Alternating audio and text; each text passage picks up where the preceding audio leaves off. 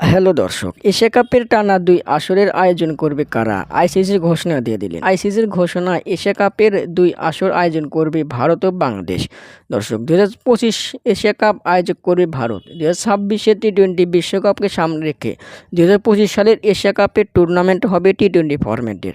দর্শক, আর ২০২৭ সালের ওয়ানডে বিশ্বকাপ হবে বলে ২০২৭ সালে এশিয়া কাপের টুর্নামেন্ট হবে ওয়ানডে ফরম্যাটের।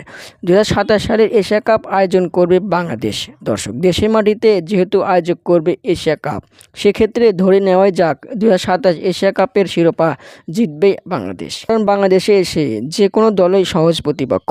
ক্রিকেটের যে কোনো কঠিন প্রতিপক্ষ দল বাংলাদেশে এসে সহজ প্রতিপক্ষ।